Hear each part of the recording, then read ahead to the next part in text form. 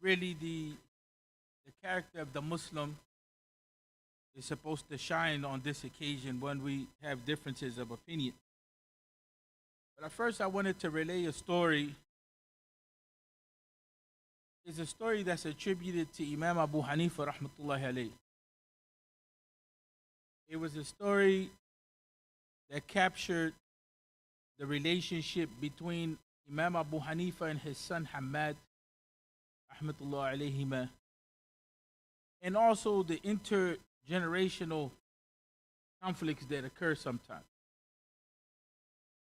Hamad, Imam Abu Hanifa rahmatullahi alayhi, he encountered his son Hamad. He encountered his son Hamad debating someone on some points of belief on Aqidah. And Imam Abu Hanifa, he stopped him. He stopped him, his son, and he pulled him out of the debate. And so, interestingly enough, his son, he questioned him. It wasn't a matter that, just like, this is my father, so I'm quiet. He questioned him, right? So he basically said, you do this, why are you letting me do it? That type of thing. That's the first. That this type of relationship between father and son is existing is not considered to be. Can't the sisters come up to that part of the... Yeah. What about now? Is better? So Hamad, he questions his father, and he tells his father, like, you used to do this, why I'm not allowed to do it? You know what I'm saying? So then here comes the story. The Imam Abu Hanifa, he said, yeah, we used to do that. But when we used to engage our opponent, in which we had a difference between ourselves and him, we engaged him like there was a bird on the top of our heads. And we didn't want that bird to move. So that means, you necessarily can't be talking the way I'm talking now. You have to be talking very calmly. You have to be very controlled, so to speak, not so emotional.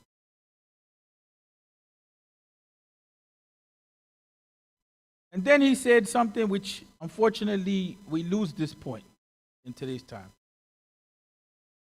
We wanted to see the truth manifest the tongue of our brother. See the difference? We wanted to see the truth, يعني أن يظهر الحق على اللسان يعني أخينا.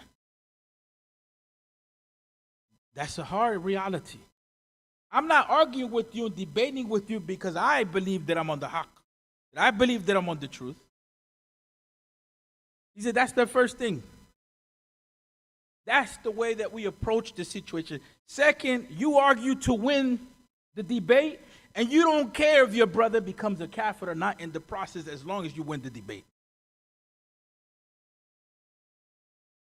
You don't care if your brother makes a mistake in the process of how they're engaging back and forth, especially on a sensitive topic such as Aqidah, as long as you win the debate.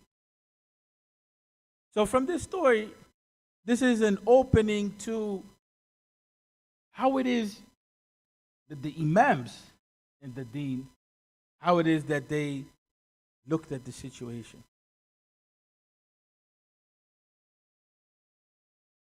They were trying to follow the truth.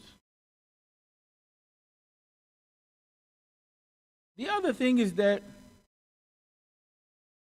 when we look at the reality of the Quran, when we look at the reality of how it is that the Quran teaches us certain principles, like we mentioned before, in the context of Ahl al-Kitab, especially in the case of the Christians, it was mentioned, idfa billati hiya ahsan. In other words, when you engage with them And in this case, you're engaging with someone that is very clear that there's a big difference between your position and their position on who Allah is. Take the best or the higher ground with them. Don't engage in a situation in which you are not taking the higher ground or in which you end up offending them. And there's that principle in the Quran that teaches us don't curse the gods of the other people. Because it may be the case that in return they may curse Allah Tabaraka wa Ta'ala because you pushed them to that. You know what I'm saying? You pushed them. If you know that this is sacred to them, why do you go and you offend them in that process? So that's the etiquette, people, overall in the Quran. And if you look at the example of the Prophet Muhammad ﷺ, how he dealt with the people, how he dealt with the enemy, and if you look at the example, especially of the early Imams, you see that the Muslims were very refined in the process. So what are we aiming at? That's the question when it is that we, are engaging in debate. That's what we have to be clear on. The other thing that we have to be clear on is that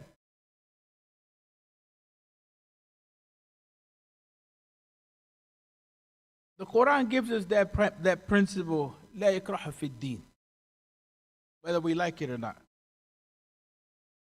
We can't force a person to believe. As a matter of fact, from shurut al-sihha, or the conditions of the soundness of a person's Islam, is that they're not forced when they take the shahada. The reality of the situation is that, and this is a controversial point, historically, Islam wasn't, for the most part, maybe on some small occasions, but for the most part, Islam was not spread by the sword. But you look, for instance, at Latin America, and you look at Al-Andalus and so on and so forth, and the religion that came in those areas was spread by the sword. The people, they were forced. You know what I'm saying? They were forced. So we ourselves can't use that type of force on other people when we're sharing the message. Lasta alayhim bimusaytir. That's what Allah Tabaraka wa Ta'ala said to the Prophet alayhi salatu wasalam. You're not in a position to control them. What your responsibility is to communicate the message. It gets a little more complicated on the political level, but we see even what that means. When we don't have those boundaries, the Muslim community is easily manipulated. Like what you saw, for instance, in the Muslim world, with a lot of the sectarian fights that end up in civil war, end up collapsing economies and forcing people out. Stuff is serious. And when it comes to matters of Aqidah, the issue of takfir is extremely serious. It's not something that's light. So there's that framework in place. The other thing is this, that in our interpersonal relationships, there's some principles that we shouldn't violate, that the deen itself affirms, like hifd al-ird, the preservation and the protection of human dignity. There was a big debate, and it was been going on in some political Islamic circles. What comes first, freedom or Sharia or what? This is a massive debate. Do the people need freedom or do they not need freedom? We need freedom. And one of the things that I was sharing with one of the imams said, what does freedom mean if you don't respect human dignity?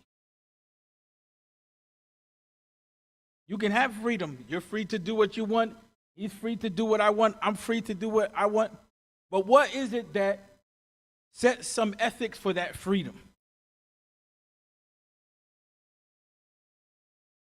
For us as Muslims is the respect of human dignity. The Quran says, لَقَدْ كَرَّمْنَا بَنِي Adam. Even we have some general statements that are made, attributed to some of the ulama, or they say that they have transmitted the position. And it's said in a lot of different ways. But that a society with justice and kufr can stand and maintain itself up to a certain extent. But a society with dhulm or oppression and iman, it can't maintain itself. That's the condition of the Muslim world. So then in our interpersonal relationships, that's the question, how do we engage? I want to reel this in a little bit. When we talk about the ethics of differing, before we go into some issues in the knowledge of deen, husband and wife, what's the thing that the man says most? Doesn't respect. Doesn't respect. What's the thing that we hear most from many women? He doesn't see me. He doesn't value me. And it's a never-ending battle in that regard. I respect you. I see you. No, you don't see me. No, you disrespect me, and so on and so forth. And that, it goes to more extreme levels. Didn't we say, we talked about the Quran talking about don't curse the gods of others? There may be the case that they may curse Allah tabaraka wa ta'ala. What about when we curse each other? The less degree. If the Quran is eliminating here at that level, when there's an open shirk situation, then what about on the interpersonal situation? Even when it comes to our parents, don't say oof to them. Don't express discontent with them. So the ulama, they say that's the lowest degree. Then what about neglecting them and abandoning them and hitting them and swearing at them and so on and so forth? So when we talk about the etiquettes of differing, before we start getting into intellectual points or methodological points, there's just some basic ethics. There's some basic things that have to be in place. Like we have to know that human dignity is high with Allah tabaraka wa ta'ala. The dignity of the human being is high with Allah tabaraka wa ta'ala. It's not low. So that has to be with us something that's sacred. The honor and the dignity of the person. And then from there, we can move to the more intellectual points. The Quran gives us the angle of take the best path. Don't follow up something that's wrong except with what's good. Because there's no equality between the wrong action and the good action. If someone treats you or deals with you in the wrong way, you stick with your morality. Any questions on that before we move forward? Is the idea clear or not clear? Did somebody give me feedback? What's the feedback? Sisters? So what? Somebody summarize in a few minutes. What is it that I'm getting at? What did you understand?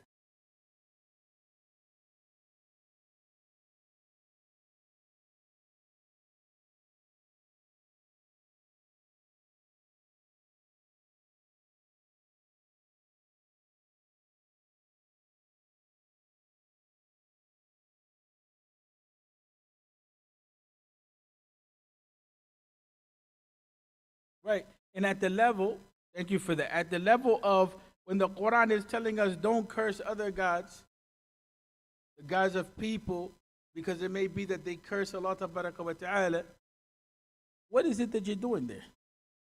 Aren't you doing risk management? Aren't you doing damage control? Aren't you weighing harm and benefit? We have a whole principle in Sharia, يعني اعتبار المعلات. Before we engage in the action, we're weighing and we're looking at the outcomes and the consequences. And unfortunately, we don't value that concept. Because sometimes we don't understand those principles in the deen. But when we look, for instance, at strategy, when we look at the level of strategy, we see that that's valued.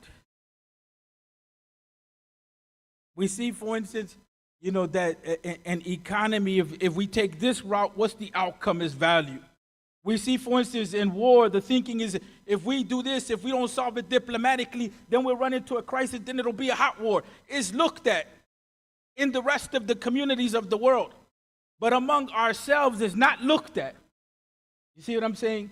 We're not looking at the fact that if we have a country that half the population is Shi'i and half of the population is Sunni, and if we get into it with one another outside of the principles of knowledge, outside of the principles of evidences, and it crosses over into emotion and dehumanizing, we're going to go to civil war. We're going to see the masajid on Jummah imploding. We see that across the Muslim world. Easily manipulated into that situation, to that reality.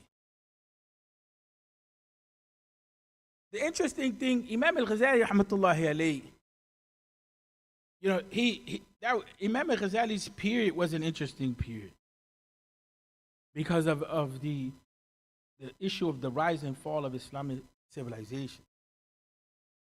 We have in one part of the world where Imam al-Ghazali's book in Al-Andalus is sent, his book is burnt.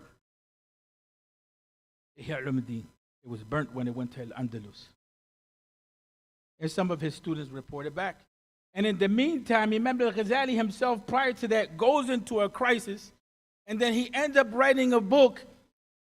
How can I deal with all these differences of opinions as far as how people believe? Like, what's the bottom line here? He says, basically the Ashari curses the Hanbali curses the Ashari, the Mu'tazili curses the Ashari and the Hanbali. And it's just a sectarian reality. And so then he counsels, if that's the state of affair, remove yourself from those people like that, because they don't have it.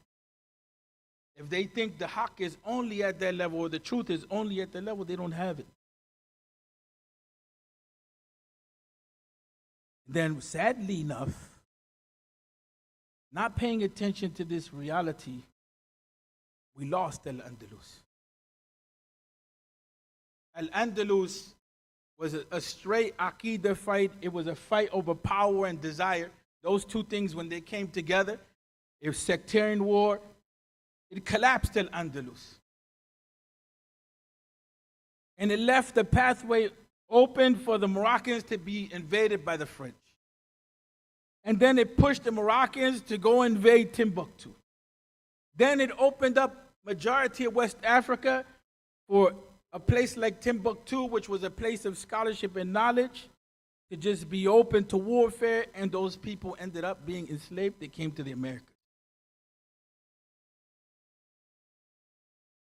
And the Crusades, they continued to move more and more and more. And then we saw the collapse of the Ottoman Empire. Until we get to the current age and we have the crisis in Palestine. The issue of differing people, serious implications in that. Some differences, we're not going to be able to solve them so easily. We know. For instance, when we talk about hadith-based aqidah or philosophical aqidah, ilm al-kalam, ulama, they've talked about this. It's an old debate. It's not a new debate that we see in today's time. It's an old debate. But I'll tell you what's a new reality. In the early 2000s, there was the Rand report. Who knows what the Rand Corporation is? Anybody? What's the Rand Corporation, young man? Huh? No. And what does a think tank do? How is that relevant to us?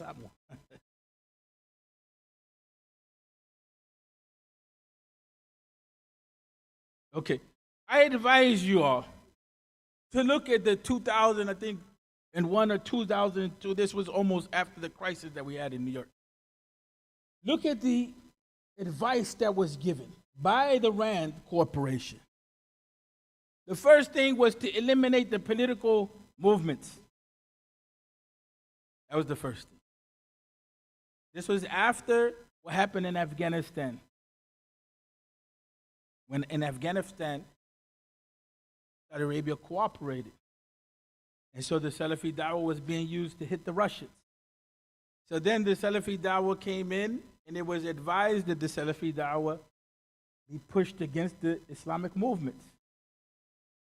Then it said, eliminate both in the Islamic movements by pushing up the liberal groups. And at the same time, pushing the Sufis. I'm not talking about this group is right and this group is wrong. What am I saying here, people? What am I saying? What's the underlying message? Huh? Yes, creating conflict. The Prophet ﷺ, during the time of Khandaq, around that time, one of the tactics that he used was made sure that the Muslims were united, but those that were against the Muslims were divided. That's just a fact in Sirah, strategically. How we operate is we don't come on the common ground. What we do is we come on what we're divided on, right? And then we say we can't unite unless we're all the same. It's not academic. It's not principled. And the reality is that that same approach is what happens exactly in the household. I can tell you because I do counseling in marriage. And sometimes I get a call, it's an hour of, he did this, he did that, he did this, he did that, he did this, he did that. And then on the other side, she did this, she did that, she did this, she did that. And then you let them go after the event. And after a short period of time, it escalates to the next level. And it keeps escalating because there's no common ground between them. And once it escalates, it goes to divorce. That's why we said, the issue of the etiquettes of differing, it has to begin with understanding how we can be manipulated from the outside. Sometimes our circumstances, it doesn't have to be somebody that's plotting behind the scenes. Sometimes my position that I take, it may be because I'm stressed out and tired and I'm thinking about 1,000 different things, and it's not going to allow me to be the best person there with you, right? In the case of the brother, in the case of the sister, sometimes it could be that I'm different with you because I'm about to go on my menstrual cycle, or I'm going through menopause, or it could be that I'm depressed, or it could be that I have anxiety. How many of us experienced that during the time of COVID? So when we talk about differing people, we have to understand the causes of why these differences are taking place. See what I'm saying? We have to understand differing in its different arenas. Why do political differences take place? Why do differences take place between husband and wife? Why do differences take place in the scientific community? And why do differences take place when it comes to the sciences of Islam? In general, there's 3 principles. Are we together on this? Are we together? Am I making sense or I'm not making sense? We have to have a multi-tier analysis. We're intelligent people. You understand what I'm saying? We're intelligent people. We have to be able to understand our reality. But when it comes to the sciences of Islam, in general, you can say that there's 3 arenas or circles of difference pertaining to the language, Arabic language, pertaining to matters of hadith or proof, right, and pertaining to the methodology. And you can add a 4th when it comes to the application of a principle.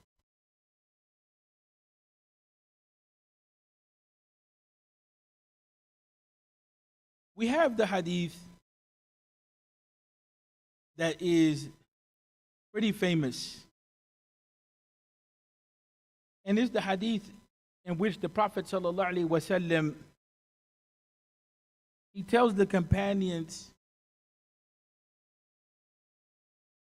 alayhi salatu wasalam, don't pray, none of you pray Asr until you reach Bani Qurayda, the place where Bani Qurayda was at. Many of us know this hadith, right? What takes place in the hadith? What happens? Isn't it clear? The Prophet spoke. We have the Sunnah, right? Isn't it clear? We have the Sunnah. But what we find is that the companions, they took two different courses of action, although there was one statement that was made by the Prophet ﷺ. There was one command that was made, but the companions broke up into two groups over how to understand and how to implement the hadith. The issue of the language and other conditions comes in.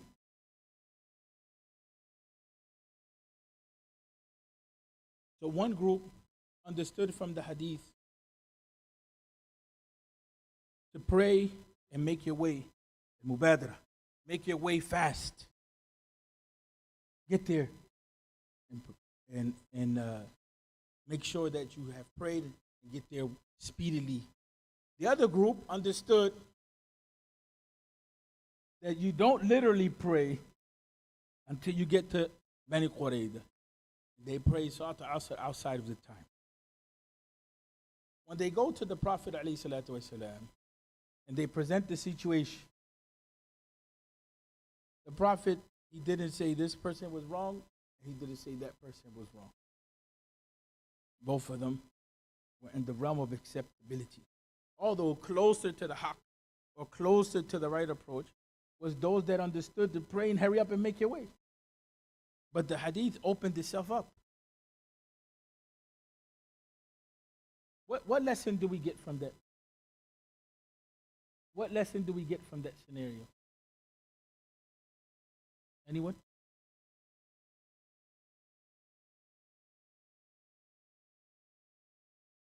Disagreement is okay within certain boundaries. Some things are open to interpretation. In this case, is it a principled situation?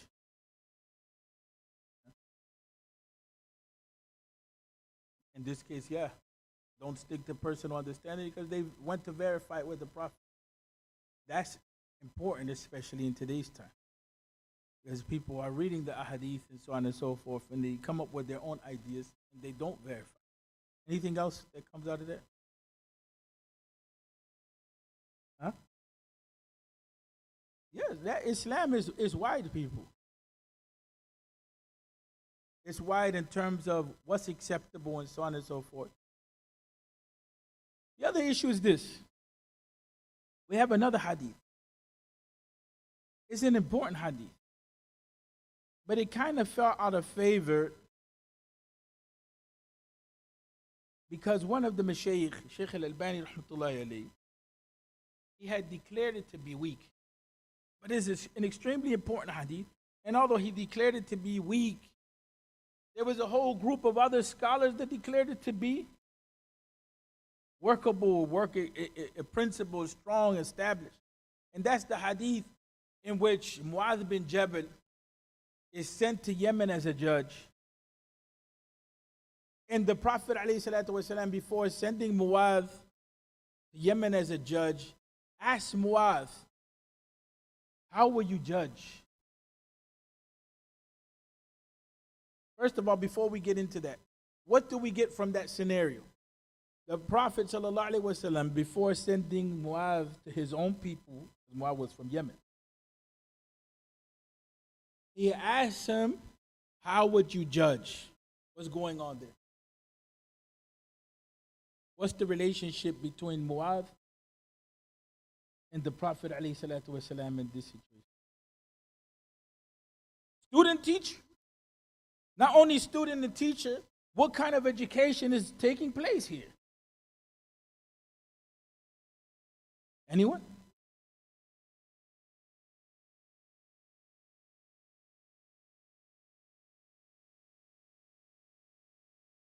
Yes. Yes. How can he fulfill that role? He's going to Yemen as a judge. He's going back to his own people, but he's not just being left to just go back without tarbiyah and ta'lim, without understanding intellectually how you operate with Quran and Sunnah. And like Sheikh Abdul Rahman said, even in the case where the Sahaba were told to pray at Bani Qurayda, at the end they had to check their understanding. You see what I'm saying? With what's reliable. Now let's go back to the hadith of Mu'adh. He asked him, how would you judge? And Mu'adh told him, I'll look into the book of Allah Tabaraka wa Ta'ala. And if I don't find the answer to that, I look in the Sunnah. And if I don't find the answer there as well, ijtihad bil-rai. That was one of the reasons why Sheikh al-Albani weakened hadith. But the majority of the scholars, Ibn Kathir, Ibn Taymiyyah, Shawkani, the ulama of usul al-fiqh, a number of different ulama in hadith and outside of hadith consider the hadith to be strong. Knowing that there's an order to the sources of Islam and there's a process by which we understand the deen. And Mu'adh lays it out. There's some things in the deen that are clear, and there's some things in the deen that require us to go deeper, and there's some things that require us to do research and think about how it is that it applies to the situation. Praying 5 times a day, nobody's going to argue that. You don't need to be a scholar. But every major Muslim community now, including this masjid, is going to have to make a decision that when we do construction, are we allowed to have more than one Jummah? How can we integrate the rest of the Muslim community, because we're living in the non-Muslim world, and we didn't move on the angle of legislation, and we don't have a lot of authority 100% in our jobs, so we have to figure out how we're going to implement the Jummah, because we hold the Jummah to be an obligation. But the reality of this situation is that you may be able to get out at 11 to 12. I may not be able to get out at 11 to 12. So then how do we work that? If we stay with one madhab on that, then everyone has to be out at the time of Dhuhr. And let me ask you, does the time of Dhuhr change throughout the year? Or does it stay the same? It changes. And what about when the time changes? Yeah. So the intelligence of the Muslim Ummah in the U.S., not totally without scholarly guidance. Some of us will go with the Hanbali approach, which says that the Jummah is at the time of Eid, so everything before the time of Dhuhr is workable. Some of us will go with the standard approach, that the time of the Jummah is the time of Dhuhr. Some of us will run with the Maliki madhab that says that the time of the Jummah can extend all the way to Maghrib. So is that something that's just whimsical, or are we trying to implement the deen? Are we trying to implement the deen if we're taking those different approaches, see what works, help us implement? It's a matter that's not clear cut. It's a matter of ijtihad. For some scholars, yeah, they may say it's clear cut because they're convinced by that opinion. But it didn't reach the level where the whole of the Muslim community, the whole of the Ummah says, no, this is clear cut. It's not a matter of consensus. It's a matter where it's allowed. You know what consensus means? Consensus means that there's no more discussion on the issue. It's just black and white, and that's it. That's why you don't find that there's a lot of things that are matters of consensus in the knowledge of the deen. So if we say that we respect knowledge, and the methodology and the approach, then that means that we have to respect that diversity, and then we also have to use that diversity to allow us to implement the deen. We have in the objectives of the Sharia, hifd the deen. How are we going to preserve the deen if the approach that we're taking to implement it is not allowing us to implement the deen? So this is an approach, like in the case of the diversity of opinions in the Jum'ah, it allows us to implement the deen. So let me ask a question. With this diversity of opinion in this type of situation, we said it's not a black and white situation, but it comes back to different opinions reached by properly scholarly methodology. Should we go up against each other on this type of thing or not? Okay, there's something that's missing here. We know that in the Muslim world, there's multiple opinions, multiple madhab. Okay, if you go to Egypt, if you go to Saudi, as an example, if you go to Morocco, if you go to Jordan,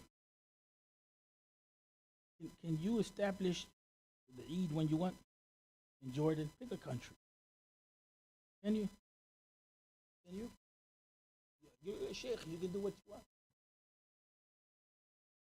Why? Why?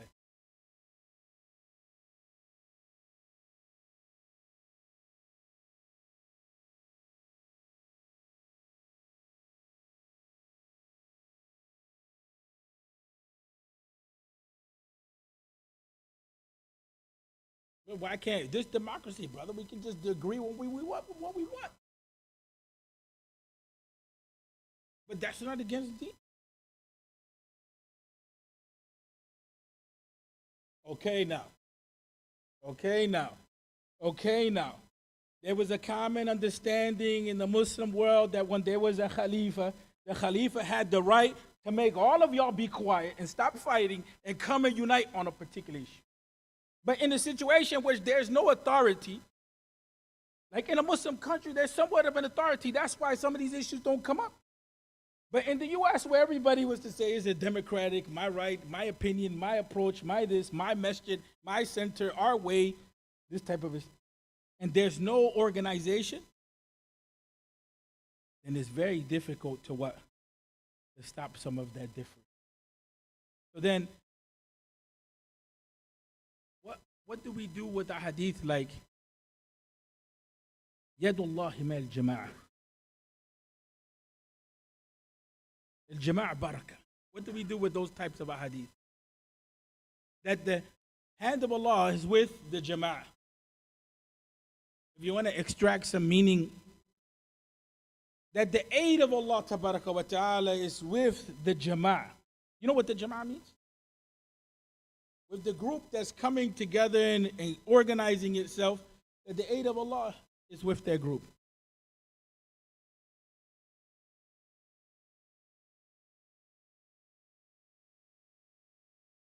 In the Quran, it commands us that takhtalifu in a lot of different ways. Even when we start the salah, we have the hadith, لا تختلفوا فتختلف قلوبكم. Don't differ, or your hearts will come to differ. What am I getting at here? That even though we don't have somebody to tell us this is what you have to do, we have other principles that show us that we come together. Right? شَوَّرَهُمْ فِي الْأَمْرِ. When did that command come in the Quran? To consult with them in the affair. It came after the command that describes the ummah. أَمَرْهُمْ شُورَ بَيْنَهُمْ. That the ummah is described as an ummah which consults. And when the people didn't consult each other, then the ayah came and commanded, شَوَّرَهُمْ فِي الْأَمْرِ.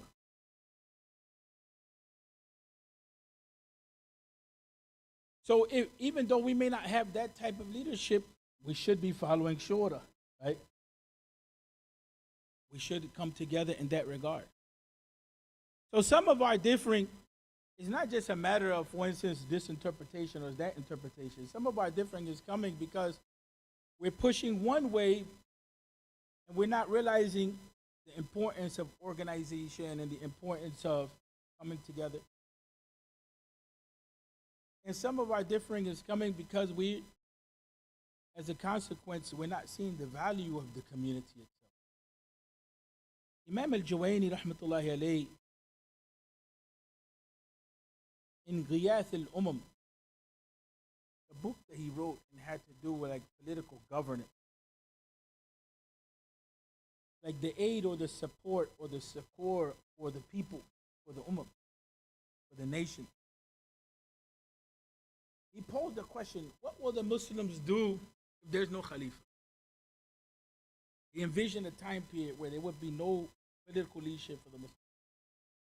He said, "Alaykum bil jama'ah." Then you have to come, together. That's your way out. So then that requires from us of certain levels of understanding. Let's bring everything together and open up a little bit. That requires of us, one, we respect each other and human dignity. That requires we know the value of the community. And we know that sometimes the opinion of the individual,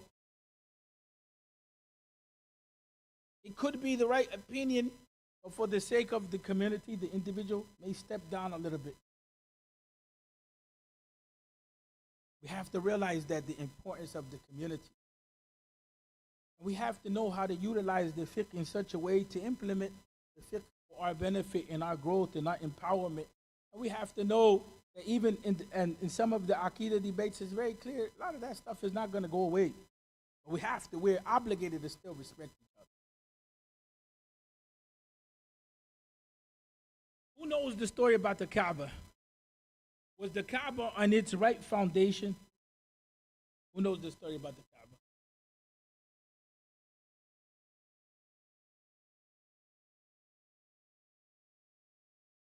Why didn't the Prophet fix it?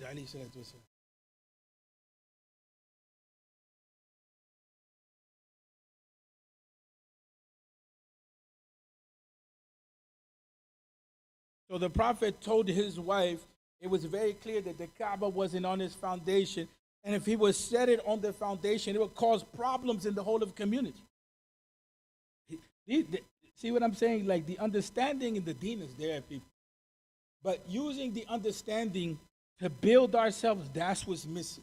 Wanting to take the knowledge of the deen and say, how can we reconstruct ourselves and reconstruct the community? That's what's missing. We're not studying at that level. When it comes to differences in fiqh, I'm used to saying akhi, but brothers and sisters, when it comes to differences in fiqh, it's going to be related, as I said, to an issue in the Arabic language. It's going to be related to whether they accept the hadith or don't accept the hadith. It's going to be related to some principles. It's going to be related to the application. Those were not, all of fiqh is ijtihad. That's why we have the principle, fiqh min bab al-dhunun.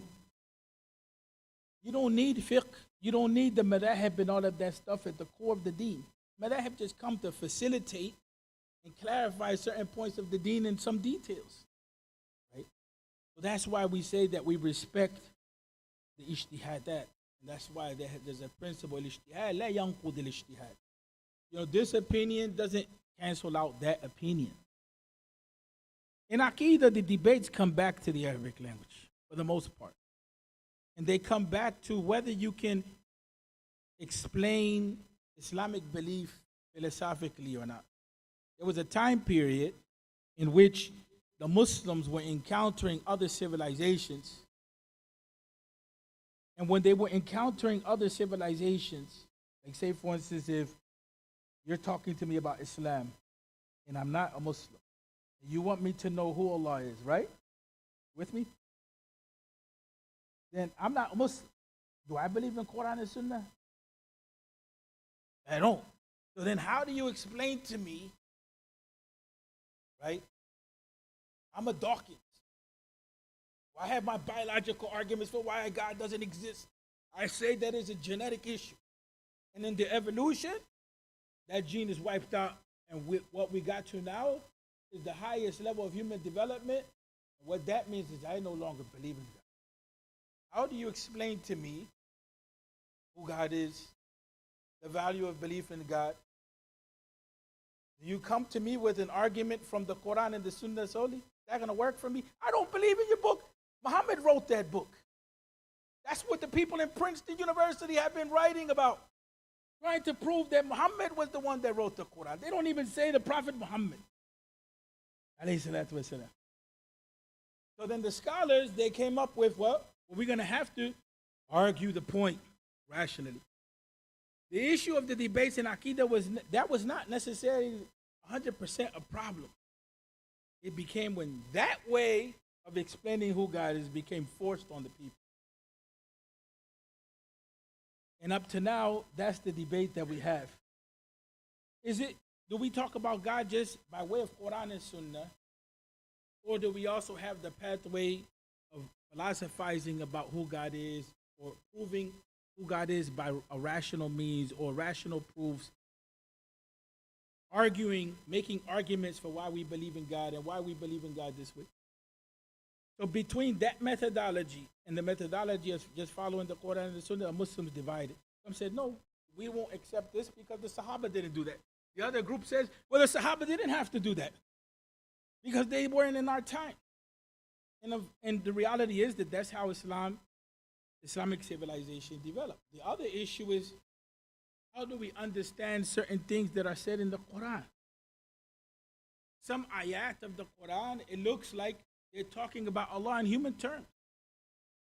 That Allah has a hand, that Allah has a face. Some hadith say Allah descends. One group said, oh no, if we leave those hadith at face value as they are, then the people in their head, they're going to think that God is like a human being. The other group says that there's no problem with the language. We know that there's nothing like Allah. But the Muslims insist on canceling each other out on this issue. Two different methodologies. Can't mix them. Because if you try to mix them, you won't understand the pathway. That's just like, for instance, if you try to judge the Hanafi madhab according to the same techniques that the Shafi'i madhab takes, according to the same technique that the Hanbali madhab takes, you won't be able to win that battle.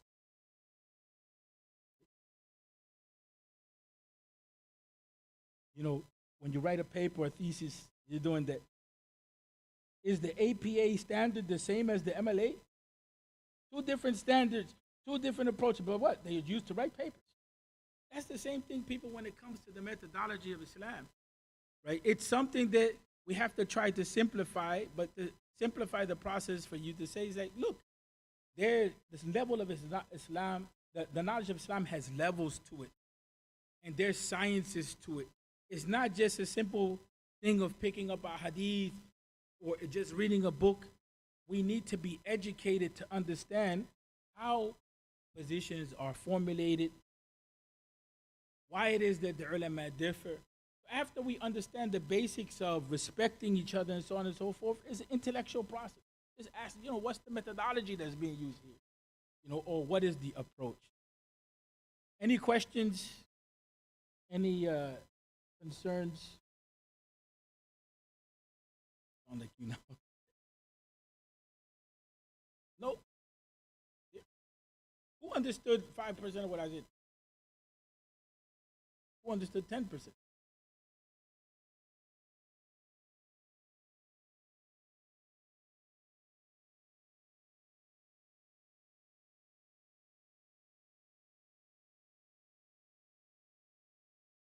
If the complexity, once it's in this environment, becomes the masjid.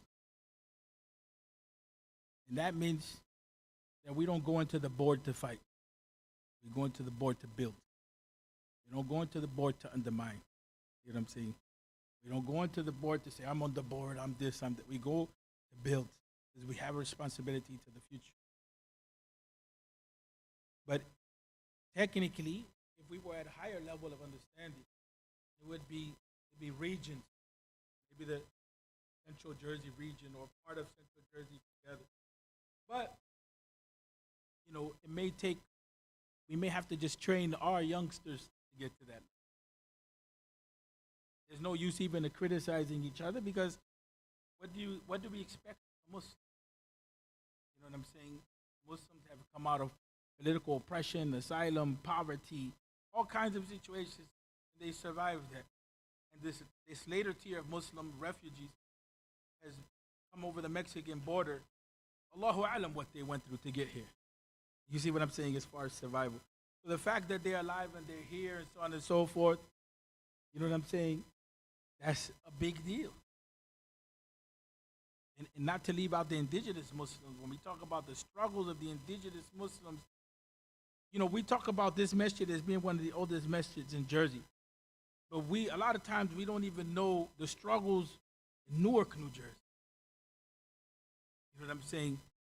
Serious struggles to establish Islam on the part of the African American community. And so we're just at a level where we're at. We have to learn how to be a little patient with each other. You know what I'm saying? So it would be nice that we can go to higher level. Imam Siraj Wahaj does videos where he's talking to the ICNA leadership about the necessity when they had the chance, not just ICNA but other organizations, when they had the chance of creating some sort of confederation. But maybe there was some wisdom from Allah Tabaraka wa Ta'ala why that didn't happen. So, simple process, the masjid.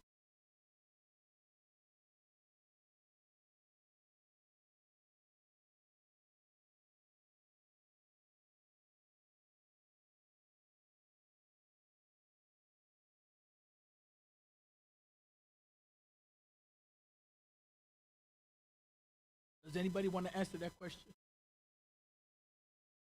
I have my answer, but is anybody, sisters, how much does the culture get in the sisters that we can see that are not behind the purta?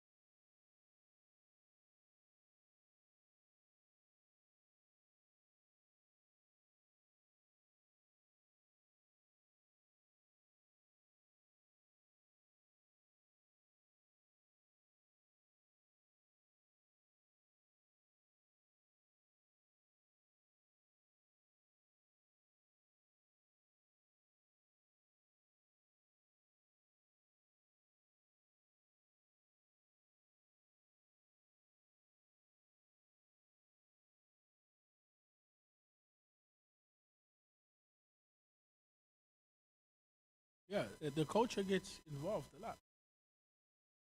But you know what part of the tragedy is?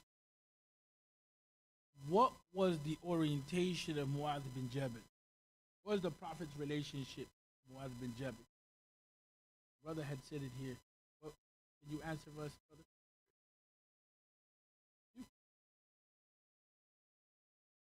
What was the relationship of the Prophet to Mu'adh? Student teach. So before Mu'adh took the role, the position, was Mu'adh prepared for it? Yes or no? He was prepared. The way that we did things in the past, we can't continue that. We have people that have good intentions, but they're not prepared. You know what I'm saying? In the corporation, don't you have something that's called like continuing education or continuing development? You know what I'm saying? It's not only in the corporation, but the priest does that, the pastor does that, the rabbi does that. The imam doesn't get the opportunity to always do that.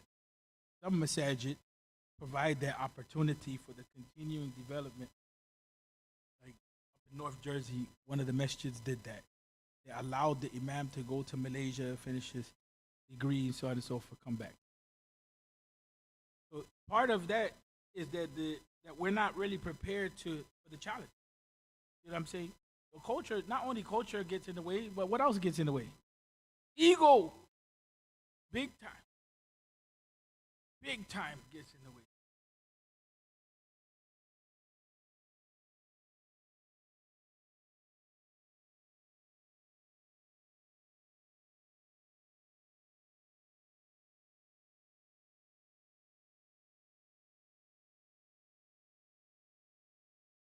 You know part of the answer to that. You know the part that there's part of human nature, right?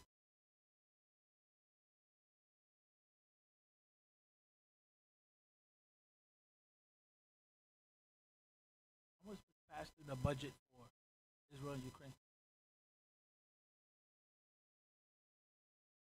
Huh. Hundreds of billions. How do you think they got that?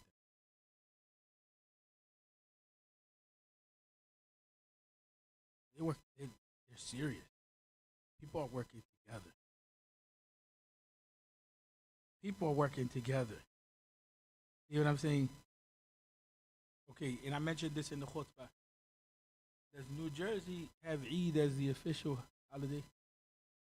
New Jersey. I'm not talking about a certain area of New Jersey. How many masajid are in Jersey? How many Muslims are in Jersey? How much money do the Muslims have in Jersey? How much taxes do the Muslims pay in Jersey? How many politicians come to our masjid in Jersey? And where's our ask at? You see what I'm saying? So the ego side is sees at this level like this. Me, me, me, me, me. When that M has to turn around to we. You see what I'm saying? It has to go to the next level. We can't have that type of leadership. Don't we complain about that in the Muslim world? The Pharaoh complex, don't we say that that's the problem of the leader, that the leader, the political leader doesn't, care about the people, so on and so forth? So the organizational vision has to be like that too. No, we have to train ourselves to kill the ego. That's what Shora is about, you know what I'm saying? That's where the etiquette of making decisions is about.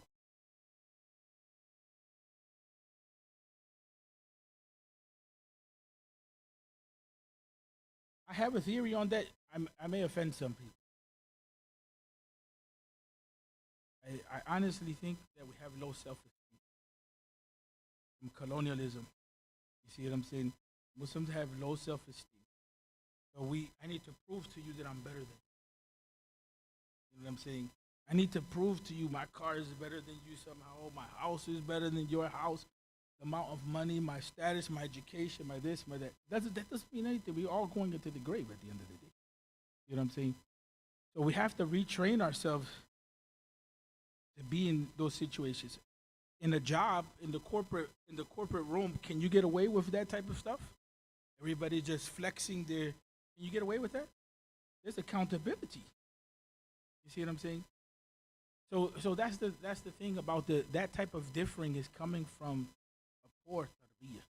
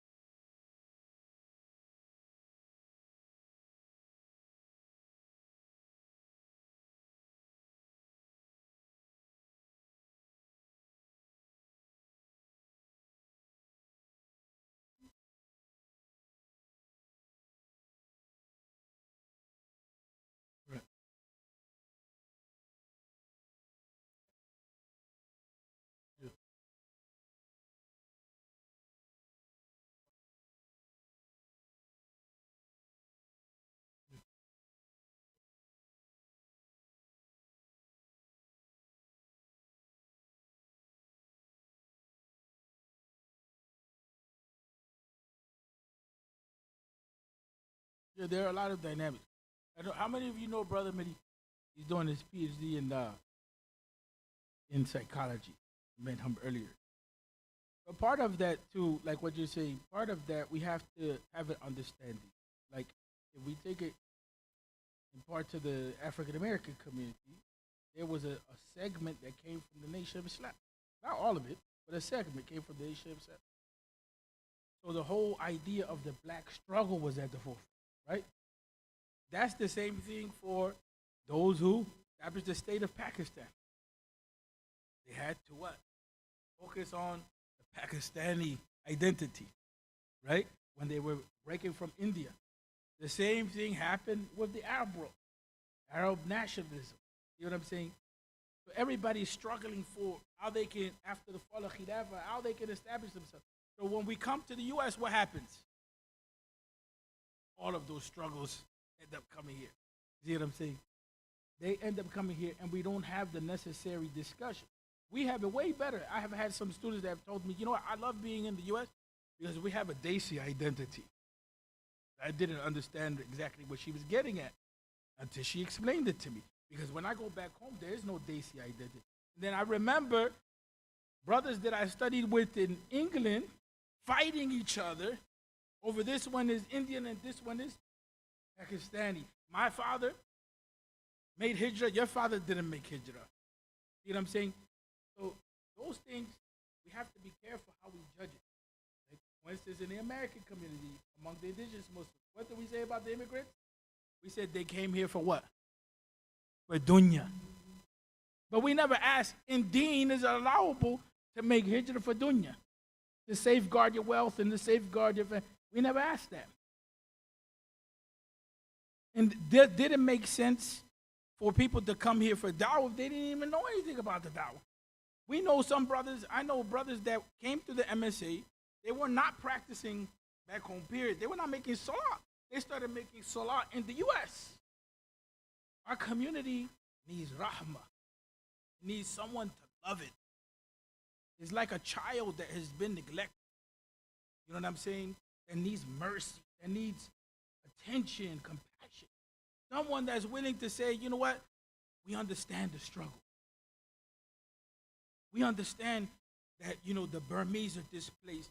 We know that we know that Modi has taken and eliminated citizenship.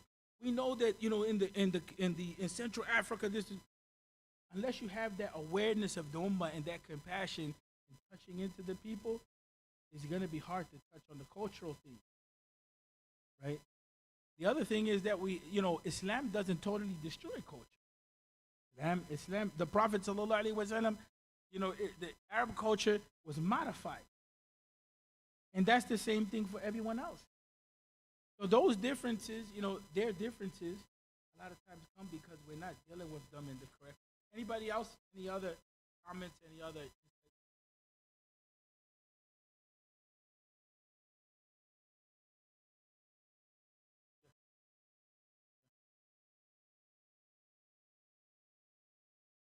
Right.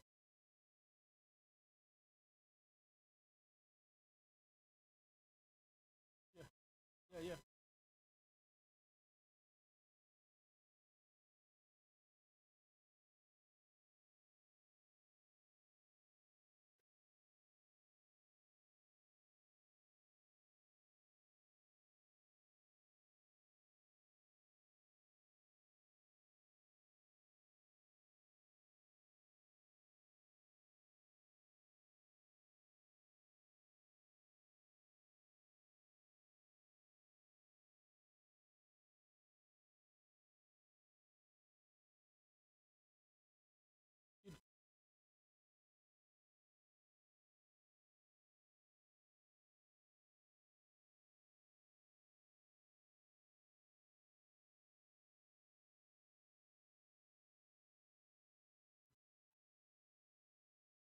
Yeah. Yeah.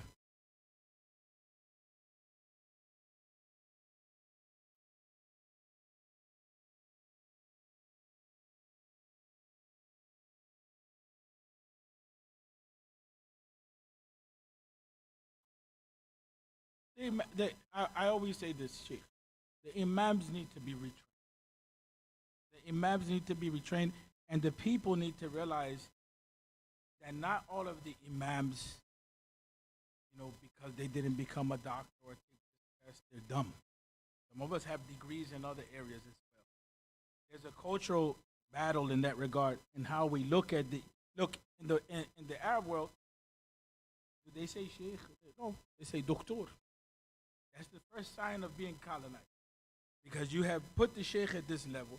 The Molana, what do we say? The Molana didn't pass the test to become the doctor, the computer scientist. We know that. We know that stuff. But on the other side, to be fair, there's a sister she graduated from Columbia University.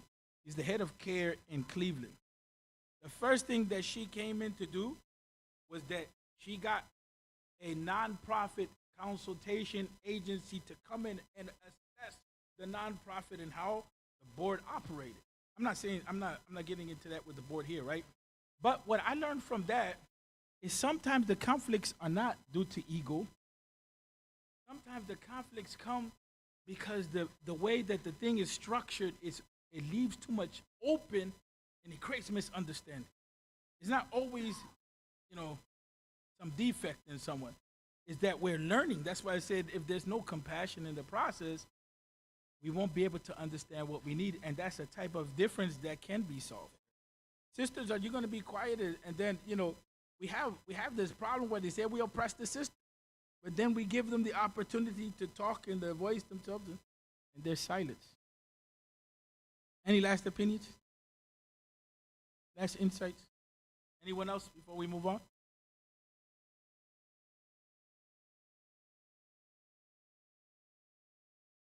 In here. Right.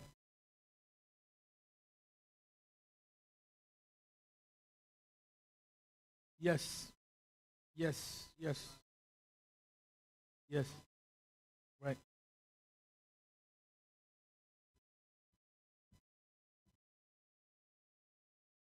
Right. What did you want to say with that?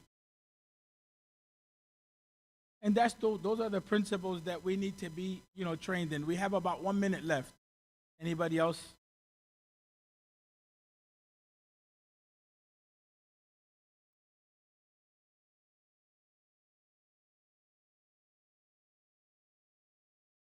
In what case? In what context? Marriage context, family context, work context? Can I push a little bit? It's 9:30. Can I answer a question? The workplace has rules, laws. There's a whole, procedure for conflict management. The problem that we have in the household is that when we do the marriage contract, we're clear on how much the mahar is. We're clear on how much the gold is. We're clear on who's going to bring what, who's not going to bring what. But we're not clear on what the conflict or the arbitration process, right? In the Daisy family, if you bring in arbitration from the Daisy family and their cousins, they got married, what's going to happen? You may end up losing half the family. You know what I'm saying? So the reality of the situation, in that situation, counseling from a third party that's outside of the family, see what I'm saying? So when there's ego and it becomes a power situation, which it can come from the brother or the sister, there has to be some sort of, system in place for dealing with the conflict from the beginning. You know what I'm saying? The workplace, you kind of have some understanding of how to deal with that. Society, you take them to court, you sue them. But in the family, that's the difficult piece. Allah knows best, inshallah. We're ready for Salah, inshallah.